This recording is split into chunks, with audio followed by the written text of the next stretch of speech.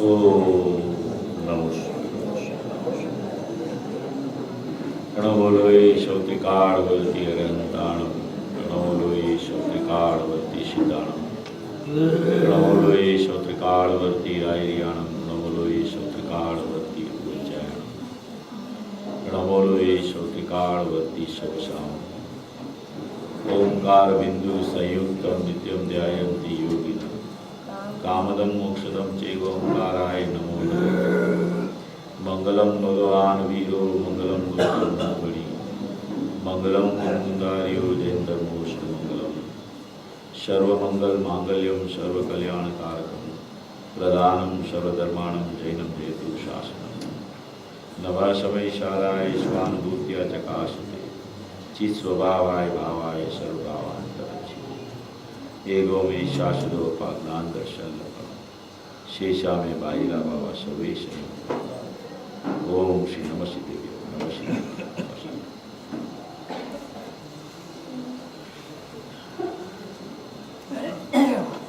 देह छता जेनी दशा वर दे आती आज्ञानी ना चरणमा ओ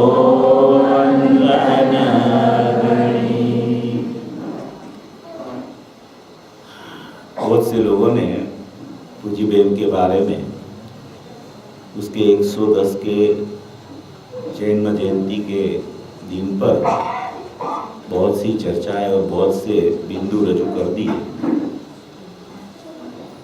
ज्ञानी की महिमा उसके अंतर्बाह्य परिणाम से शुरू होती है और पूर्ण होती है। उसका अंतर और बाह्य परिणाम की स्थिति क्या चलती है उससे ज्ञानी की पहचान हो सकती है। पूज्य शांताबेन का जो योगदान, ये पूज्य गुरुदेव श्री का जो तत्वज्ञान की धारा चली, उसमें बेन श्री का जो भी योगदान था वो तो अविस्मरणीय है, क्योंकि पूज्य गुरुदेव श्री तो एकदम अपनी माने कि दिव्य ध्वनिवत देशना में ही तत्पर रहते थे। बाकी की जो भी प्रक्रियाएं सोनगढ़ में चलती थी वो सब बेन श्री के द्वारा ही चलती रहती थी। उसमें भी ज़्यादा पूज्य बेन श्री थे, वो तो माने कि व्यवस्था के कार्य में बहुत अलिप्त रहते थे। मगर जो शांताबेन थे, पूज्य शांताबेन, पूरा माने कि कंट्रोल उसी के पास ही रहता था। मेरे को तो इतना शांताबेन का प्रत्यक्ष परिचय नहीं है। जब वो आखिरी में राजकोट आए थे तब मेरे को परिचय हुआ था, मगर फिर भी मैंने बहुत सी बातें सुनी भी है उनके बारे में कि पूज्य गुरुदेव श्री भी बोलते थे कि ये दोनों बेन के शरीर पृथक है मगर उनका दोनों का आत्मा एक है। ऐसा पूज्य गुरुदेव श्री बोलते थे। और वो बोलते थे कि अगर ये समझ लो कि भारत का अनुशासन पूज्य शांताबेन को दिया जाए तो उससे ज़्यादा अच्छा कोई नहीं चला सकता। माने की उसकी इतनी माने की शक्ति थी कि कोई भी चीज़ को माने कि व्यवस्थित उसका माने कि आयोजन करना हो। जैसे पंचकल्याणकों में अपन ने देखा है, बाबूभाई जी के साथ में वो हमेशा शांताबेन रहते थे। और हिंदी प्रांत में जो पंचकल्याणक हुए उसमें उनका बहुत सा योगदान था। तो ये शांताबेन की तो ये बात तो है ही, मगर वो तो सब बाह्य परिणाम की बातें हैं। मगर उसकी जो अंतर की बात है, उसका जो अंतर परिणाम कैसे चला और अंतर परिणाम में उसको शुद्धात्मा की प्राप्ति कैसे हो गई, उनकी बात मैं आपको अभी करना चाहता हूँ। मैं इससे पहले यहाँ 2-3 बार ये बात कही भी दी है, मगर क्या है कि मूल तो उसकी सम्यक दर्शन की प्राप्ति उसको कैसे हो गई, ये बहुत महत्वपूर्ण बात है। जब उसकी बहुत माने कि विचारधारा, चिंतन धारा माने कि एकदम चलती रहती थी। उस टाइम में उसको एकदम चिंतन धारा चलने पर भी सम्यक दर्शन की प्राप्ति नहीं हो रही थी। तब वो बेनश्री को बार बार वो शांताबेन के साथ चर्चा भी दोनों की होती रहती थी और पूज्य बेनश्री ने उसको एक दृष्टांत दिया। आप सब लोगों को मालूम होगा कि स्फटिक मणि का दृष्टांत पूज्य बेनश्री ने पूज्य बेन को दिया था कि स्फटिक मणि जो है उसमें फूल की रतास झलकती है, फिर भी वो स्फटिक मणि कभी अशुद्ध नहीं होता और स्फटिक मणि की स्वच्छता ऐसी रह जाती है कि उसका परिणमन भी स्वच्छता को नहीं छोड़ता। चाहे कितने भी बाहर के ग्नेही झलक जावे, मगर स्फटिक मणि की स्वच्छता कायम अडिग रह जाती है और उसका स्वच्छत्व का परिणमन भी वैसा ही स्वच्छ रूप रह जाता है। ये जब दृष्टांत पूज्य बेनश्री चंपाबेन ने पूज्य शांताबेन को दिया था तो वो दृष्टांत पूज्य शांताबेन को एकदम असर कर गया और वो दृष्टांत जब उसने सुना तब उसकी चिंतन धारा का जो वेग था वो एकदम आगे बढ़ने लगा था। अभी वो आगे बढ़ते उसको एक अपूर्व निर्णय की स्थिति आई थी। वो अपूर्व निर्णय की स्थिति उसको आषाढ़वद अमास के दिन आई थी। वो आषाढ़वद अमास के दिन उसको जो अपूर्व निर्णय की स्थिति आई तो उसको वहाँ पता चल गया कि यही मार्ग है और यही बात से मेरे को अनुभूति होने वाली है। ऐसा उसको एक जागृति पूर्वक अपूर्व निर्णय में पता चला कि मेरे को यही बात से सम्यक दर्शन होने वाला है। ऐसा उसका सम्यक प्रकार का निर्णय उस समय, निर्णय की भूमिका, अभी सम्यक दर्शन नहीं हुआ था मगर ऐसी निर्णय की भूमिका उसको 79 दिन के पहले आई थी। जब सम्यक हुआ उसको आसोवत चौथ के दिन, उससे पहले 79 दिन पहले आषाढ़वद अमास को उसको ऐसा निर्णय आया था। और वो निर्णय जब उसको आया था, ये रमाबेन को तो सब ये बात पता है, वो निर्णय जब उसको आया था तब उसने वो निर्णय का नाम कारण सम्यक दर्शन दिया था। वो निर्णय को उसने कारण सम्यक दर्शन नाम दिया था कि ये सम्यक दर्शन का कारण मुझे मिल गया है, अभी कार्य नहीं आया है मगर सम्यक दर्शन कैसे होगा उसका कारण मुझे मिल गया है। तो उसने 79 दिन पहले ये कारण सम्यक दर्शन उसको नाम दे दिया था। वो उसको अपूर्व निर्णय हो गया। वो उसको पता चल गया कि ये निर्णय मेरा जो आया है वो निर्णय अनुभूति में कन्वर्ट होने वाला है। तो ये निर्णय का उसने नाम कारण सम्यक दर्शन दिया। और बाद में जो उसकी जो धारा चली, उसका जो प्रवाह चला, उसकी जो चिंतन धारा में चिंतन मनन प्रयोग चलने लगा, वो चलते ऐसा चला कि 79 दिन के बाद में उसको रात को सम्यक की प्राप्ति राजकोट में हुई। राजकोट में उसको सम्यक दर्शन की प्राप्ति हुई। तब उसने ऐसा कहा पूज्य बेनश्री को कि आज हम आपकी टोली में शामिल हो गए हैं। ऐसा उसका उद्गार निकला था कि आज हमें सम्यक दर्शन की प्राप्ति हुई है। और आज माने कि जैसे गुरुदेव को सम्यक दर्शन हुआ, पूज्य बेनश्री को सम्यक दर्शन हुआ, वैसे पूज्य बेन को सम्यक दर्शन हुआ। तब उसके ये उद्गार निकले कि आज हम आपकी टोली में शामिल हो गए हैं, हमें आज सम्यक रत्नत्रय की प्राप्ति हो गई है। इस तरीके से पूज्य बेन को सम्यक दर्शन की प्राप्ति पूज्य बेनश्री ने यह दृष्टांत दिया और वो दृष्टांत का मर्म उसकी समझ में आ गया और वो समझ से आगे बढ़ा के उसको सम्यक दर्शन की प्राप्ति हुई थी। जब कोई जीव को माने कि ज्ञानीपना की मोरछाप लगती है तब उसको सम्यक दर्शन की प्राप्ति होती है और वो सम्यक दर्शन की प्राप्ति से ही माने कि उसके गुणगान गाए जाते हैं। इसलिए ये पूज्य बेन जो थे उसकी अंतर्बाह्य स्थिति इस प्रकार चल रही थी। अंतर में सम्यक दर्शन ज्ञान चारित्राणी मोक्ष मार्ग की परिणति निरंतर चलती रहती थी। और बाह्य में जो उसकी प्रक्रिया अपन ने सब लोगों से सुनी कि वो ब्रह्मचारी बहनों को किस तरीके से संभालते थे, किस तरीके से उनको माने कि जो बात थी पूरे दिन की, वो ब्रह्मचारी जितनी बहनें थी वो सब शांता बहन की परमिशन के बिना कहीं बाहर नहीं जा सकती थी। उसको कहीं भी जाना हो तो पहले उनकी परमिशन उसको लेनी पड़ती थी, बाद में ही बाहर वो जाती थी। ये सब बात अभी अपन ने बहुत लोगों से सुनी। ये सब बातें ज्ञानी के जीवन में अंतर बाह्य परिणमन ऐसे माने कि मिलन पूर्वक चलता रहता है। जिसको अंतर का आत्मा, अंतर का सम्यक दर्शन ज्ञान चारित्राणी मोक्ष मार्ग नायक के आश्रय से प्रकट हो जाता है, उनका बाहर का व्यवहार भी, निश्चय पूर्वक का व्यवहार भी निश्चय के अनुरूप हो जाता है। ऐसे अपने पूज्य शांताबेन थे, वो शांताबेन को अपन कोटि कोटि वंदन करके ऐसी भावना पाए कि त्वरित में त्वरित उस मोक्ष मार्ग में तो थे ही, वो मोक्ष की प्राप्ति उसको हो जाए, ऐसी मंगल भावना पूर्वक उसको वंदन करके अभी अपन अपना स्वाध्याय शुरू करते हैं।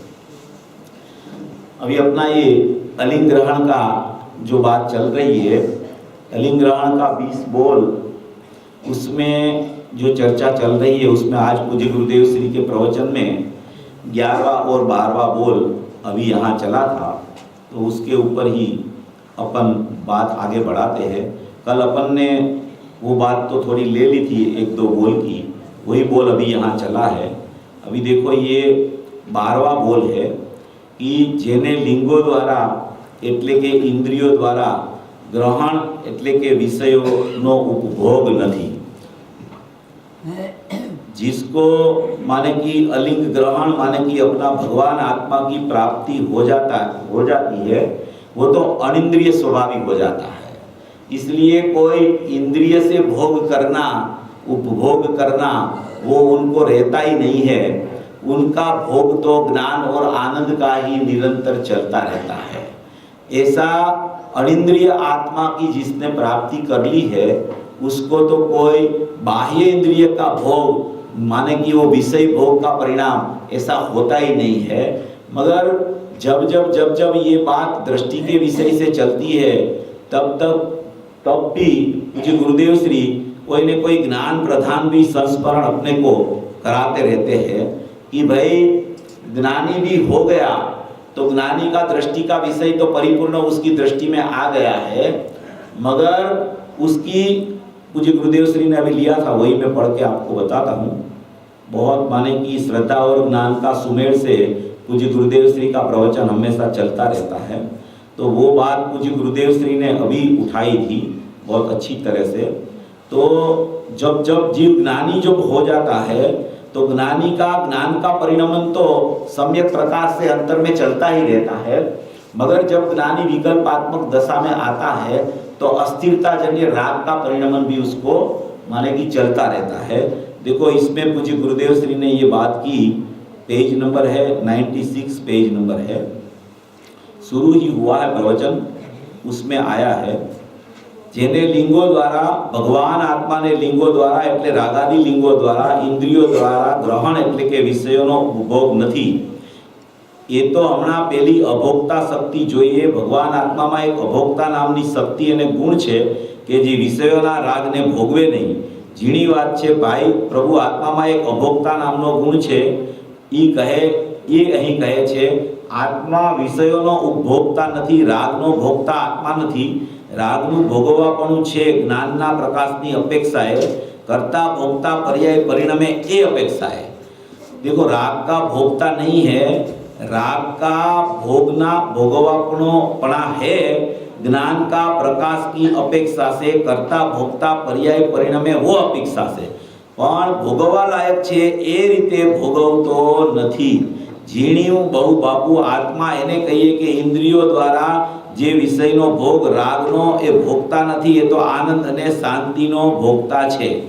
देखो इसमें जो पूज्य गुरुदेव श्री ने कहा कि आत्मा को आनंद और ज्ञान का ही भोक्तापना होता है, राग का भोक्ता तो आत्मा होता नहीं है, मगर राग का भोक्तापना भी उसको कैसे लागू पड़ता है कि ज्ञान पर्याय की अपेक्षा से कर्ता भोक्ता पर्याय रूपे परिणमे वो अपेक्षा से वो भोक्ता भी कहा जाता है, भोगवने लायक है, वो रीते भोक्ता नहीं है।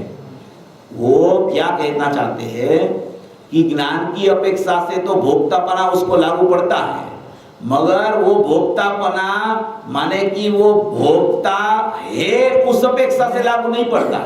वो तो अस्थिरता जन्य राग चलता है, उस अपेक्षा से उसको भोक्ता कहा जाता है, मगर वास्तव में ज्ञानी तो अपना ज्ञान और आनंद का ही कर्ता और भोक्ता होता है। कल भी अपने बात ली थी कि कर्ता नहीं से उसको भी भोक्ता कहा जाता है कर्ता का उपचार से, मगर वही समय अकर्ता नहीं है, इसलिए ज्ञानी उसका कर्ता भोक्ता बनता नहीं है। दो प्रकार आते हैं, एक दृष्टि अपेक्षा का प्रकार होता है, एक ज्ञान अपेक्षा का प्रकार होता है। दृष्टि अपेक्षा का प्रकार से अपन देखें तो दृष्टि का विषय में ज्ञानी की दृष्टि लग गई है, तो उस अपेक्षा से वो तो अकर्ता स्वभावी ही है, उसका परिणमन भी अकर्ता स्वभाव के रूप ही चलता रहता है।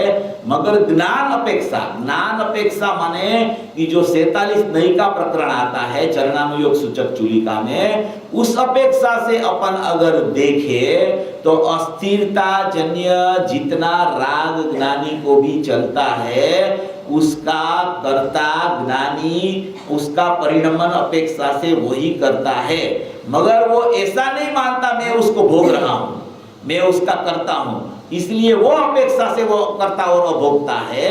मगर कर्तृत्व नहीं और भोक्तृत्व नहीं की अपेक्षा से अपन देखे तो वहां जितना राग का परिणमन चल रहा है वो ज्ञानी भी ऐसा जानता है कि वो मेरा ही परिणमन मेरी पर्याय में चल रहा है, कोई बाहर नहीं चल रहा है। उस अपेक्षा से उसको कर्ता और भोक्ता भी कहा जाता है। मगर यहाँ जो बात की है, देखो पूज्य गुरुदेव श्री ने कहा है कि कर्ता भोक्ता पर्याय परिणमे ए अपेक्षा है, पण भोगवा लायक छे ते रीते भोगवतो નથી। माने कि ये भी मैं भोगने लायक है, ये भी मैं करने लायक है मेरे, उस अपेक्षा से वो कर्ता भोक्ता बनता नहीं है। ऐसा अकर्ता और अभोक्ता स्वभाव का परिणमन जो ज्ञानी को निरंतर चलता रहता है, वो अपेक्षा से वो कभी कर्ता भोक्ता बनता नहीं है। देखो इस पे फिर वहाँ ज्ञातृत्व से जुदा वो भी बात, यहाँ देखो ये 97 पेज पे भी एक बात बहुत अच्छी आई है, अपन उसको भी देख लेते हैं। अपने पास थोड़ा टाइम है, थोड़ा गुरुदेव का प्रवचन है, उसमें से ही 2-4 बातें अपन देख लेते हैं। कल जो बात चर्चा चल रही थी ना, तो फिर रात को थोड़ी बात बाहर निकल के चली थी, बाबू भाई भी कह रहे थे और भी 2-3 बातें चली थी। ये जो अपनी लब्धि और उपयोग वाली बात चलती थी ना, उसमें ज्ञान अपेक्षा, चारित्र अपेक्षा, श्रद्धा अपेक्षा 3 प्रकार आते हैं उसमें। लब्धि और उपयोग वाली बात में श्रद्धा में तो कोई माने कि 2 विभाग ही नहीं पड़ते हैं। श्रद्धा तो जैसे ज्ञानी ने अपने नायक में अहम कर दिया तो वो अहम तो उसका हो गया, तो उसको श्रद्धा तो या तो एक समय में मिथ्यात्व परिणमे या तो दूसरे समय में सम्यकत्व परिणमे, उसमें कोई विभाग तो होता ही नहीं है। वो तो अहम हो गया तो हो गया, श्रद्धा में कोई भागला ही नहीं पड़ता है। तो वो अहम जब ज्ञानी को हो जाता है विनायक में, तब तो उसकी माने कि प्रतीति की धारा, श्रद्धा की धारा, अभिप्राय की धारा, सर्वगुणास्ते सम्यक, वो तो अंतर में चलने लगती है, वो तो चलती ही रहती है, उसमें कोई विक्षेप नहीं आता है। बाद में ज्ञानी जब विकल्पात्मक दशा में आता है, तब ज्ञान अपेक्षा से लब्धि और उपयोग के 2 प्रकार उसमें हो जाते हैं। फिर चारित्र अपेक्षा में क्या होता है कि चारित्र अपेक्षा में क्या होता है कि एक वितरागता अंदर चलती रहती है आंशिक, और बाह्य में जितना माने कि उसका परिणमन चल रहा है वो अस्थिरता जन्य राग रूप चल रहा है। तो उसमें भी 2 विभाग पड़ जाते हैं, एक वितरागता का विभाग, एक माने कि राग का विभाग। ज्ञान में कैसे दो भेद पड़ते हैं, एक लब्धि रूप परिणति, प्रतीति रूप परिणति चलती है, उसमें सर्वगुण प्रतीति रूप चलते रहते हैं, और बाद में एक जो उपयोग बाहर जाता है, वो ज्ञानी का उपयोग जो बाहर गया विकल्पात्मक दशा में आया, तो जितना जितना जितना अस्थिरता जन्य राग चलता है उसका भी ज्ञानी को ज्ञान होता रहता है।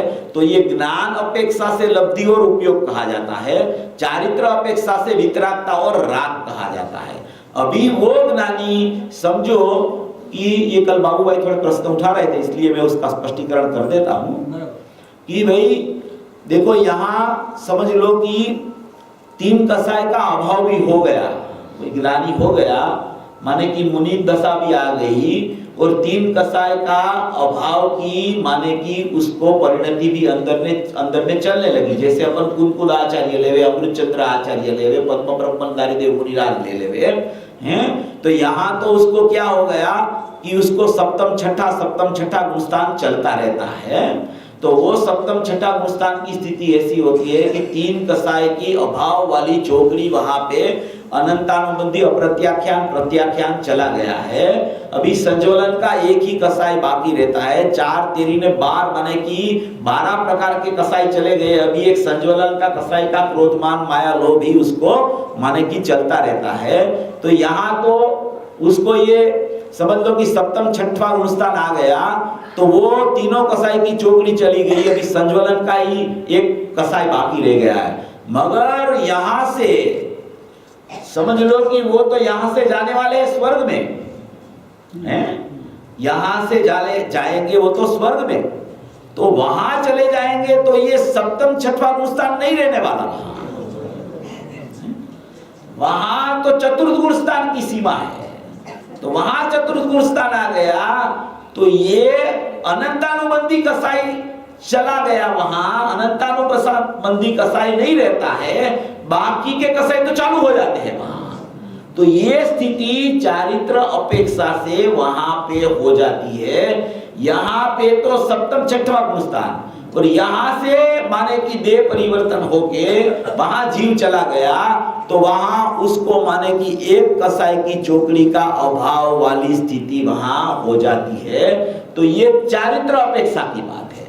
अभी ज्ञान में जो है, ज्ञान में तो एक बार सम्यक ज्ञान हो गया ज्ञान, तो एक सम्यक ज्ञान की स्थिति जैसी यहाँ सम्यक ज्ञान की स्थिति है वैसी वहां सम्यक ज्ञान की स्थिति रहती है।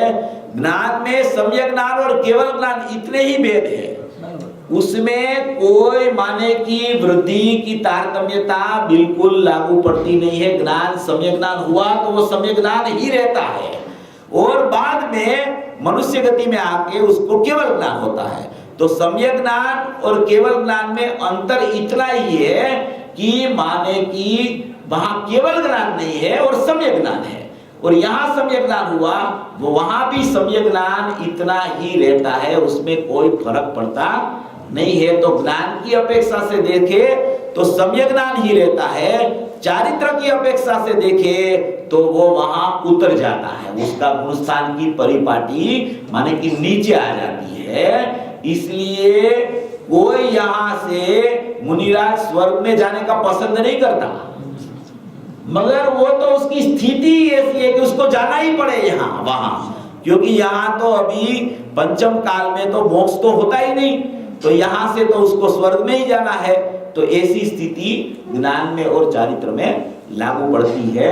ज्ञान एक बार सम्यक ज्ञान हो जाता है, बाद में चाहे बहिर्लक्षी उपयोग भी चलता रहे, माने कि उसको परसत्तावलंबनशील ज्ञान को मोक्ष का कारण नहीं कहा जाए, वो उसका माने कि उतना इंद्रिय ज्ञान रूप परिणमन भी चले ज्ञानी का, मगर ज्ञान का सम्यक ज्ञान पना में कोई फर्क पड़ता नहीं है। वो जो धारा एक बार शुरू हो गई वो धारा में कभी विक्षेप आता ही नहीं है। वो बाद में सम्यक ज्ञान के बाद में केवल ज्ञान होता है। जितने माने की अस्थिरता जन्य परिणमन और गुणस्थान की परिपाटी का प्रकरण चलता है वो सब चारित्र की अपेक्षा है। ज्ञान में सम्यक ज्ञान के अलावा कुछ नहीं होता है। चारित्र की अपेक्षा से सब चलता है कि अभी अप्रत्याख्यान आवरणी हुआ, प्रत्याख्यान आवरणी हुआ, अभी संज्वलन का कसाय मौजूद है, अभी वो चला जाएगा तो यथाख्यान चारित्र हो जाएगा। ये सब बातें चारित्र की अपेक्षा से, चारित्र अपेक्षा से ज्ञान में भी घट सकती है, उसमें भी आता है ऐसा भी। समय सार की ये 171 गाथा है, उसमें ये सब प्रकरण आया है। ज्यादा जिसको उसका अभ्यास करना हो तो पूज्य गुरुदेव श्री का प्रवचन उसमें है, उसमें पढ़ के उसको पता चल जाएगा। तो यहाँ जो अभी ये बात चल रही है कि पेज नंबर है भैया 97, ये અહીં કહે છે લિંગો દ્વારા એટલે કે ઇન્દ્રિયો દ્વારા આ ગજબ વાત છે। ઇન્દ્રિયો તો જળ છે અને ભાવિન્દ્રી પણ ખરેખર તો અચેતન है। भाविंद्री भी खरेखर तो अचेतन है। वो अचेतन क्यों है कि भाविंद्री खंड खंड होके परिणमती है, भाविंद्री पर का विषय करके परिणमती है, भाविंद्री अनुभव के काल में विद्यमान नहीं होती है, इसलिए उसको भाविंद्री को अचेतन कहा जाता है। और भाविंद्री नियम से दूसरे विषय को माने कि सन्निकर्ष करके ही परिणमती है, इसलिए भाविंद्री को अचेतन कहा जाता है। वो जड़ के साथ संबंध रख के परिणमती है, इसलिए भाविंद्री को सचमुच में ज्ञान बोला नहीं जाता, क्योंकि ज्ञान है वो चेतनामय होता है। भाविंद्री जो परिणमन होता है खंड खंड ज्ञान होके, वो अचेतन रूप होता है, इसलिए भाविंद्री को खरेखर अचेतन बोला जाता है। एना द्वारा जे विषयनो भोग अने राग ले एनो आत्मा भोगता नहीं। आ समझाय छे काई आ वातु बापू आ तो जुदी जात छे। सम्यक दृष्टि अंदर एम जाने छे कि मारो आत्मा विषयनो रागनो भोगता छे ज नहीं। राग आवे छे तेनो हूँ ज्ञाता द्रष्टा तरीके रहूं छूं। छेने ज्ञातृत्व अभोक्ता शक्तिमां छे। ज्ञातृत्व थी जुदा जे भाव, ज्ञातृत्व परिणमन है, उससे जुदा जो भाव चल रहा है उसका मैं भोक्ता नहीं हूं। ज्ञातृत्व से जो भाव जुदा चले, जो भाव अस्थिरता जने चले, जो भाव रागादि रूप चले, उसका मैं भोक्ता बिल्कुल नहीं बन सकता। मैं मेरा ज्ञान और आनंद का भोक्ता रहता हूं, ऐसा अभोक्ता शक्ति में कहना चाहते हैं। 47 शक्ति में अभोक्ता शक्ति छे ने, एमा ई छे, ई में हमणा समयसार में जोयुं। पूज्य गुरुदेव श्री अपनी बात करते हैं, ये याद आयु એટલે જોઈ લ્યો। એ જ આયુ दो बात है, एक अकर्तापना है, 21મી शक्ति समस्त कर्म थी करवामा आवता ज्ञातृत्व मात्र थी जुदा जे परिणामो ते परिणामोना करणना उपरम स्वरूप ते परिणामोना करवानी निवृत्ति स्वरूप अकर्तृत्व शक्ति मारामा छे। कर्मना निमित्तथी थता जे विकारी परिणाम तेनो हूँ करता नहीं। आहा अकर्ता गुणवाळो आत्मा एने रागना करवाथी विरम छे, उपरम छे, निवृत्त छे। उपरम स्वरूप माने निवृत्त स्वरूप है। राग का कर्तापना से आत्मा और आत्म सम्मुख परिणम गया है वो जीव, वो राग का कर्तापना से हमेशा निवृत्त रहता है, क्योंकि वो दृष्टि का विषय और उसकी जो परिणमन रूप दृष्टि, वो दृष्टि का विषय में लग गई है, इसलिए वो कभी राग का परिणाम का कर्ता बनता नहीं है। दृष्टि की अपेक्षा और दृष्टि के विषय की अपेक्षा देखें तो कोई दृष्टि जिसकी बनी है वो ज्ञानी जीव राग का कर्ता बिल्कुल बनता नहीं है, मगर वही जीव का ज्ञान अपेक्षा से परिणमन स्थिरता जन्य दई प्रकरण से देखा जाए तो वो जितना जितना रागादि भाव का परिणमन चल रहा है, वो ज्ञानी भी ऐसा जानता है कि वो मेरा ही परिणमन है और उसका मैं कर्ता भोक्ता हूँ। वो कर्तृ नहीं और भोक्तृ नहीं से जानता है, वो कर्ता नहीं बनता है, ऐसा जानता है कि वो परिणमन है, वो मेरी दशा में ही चल रहा है। मैं अकर्ता और अभोक्ता होने पर भी नई की अपेक्षा से देखूं तो वो परिणाम मेरे ही है, ऐसा ज्ञानी बराबर विवेक पूर्वक जानता है।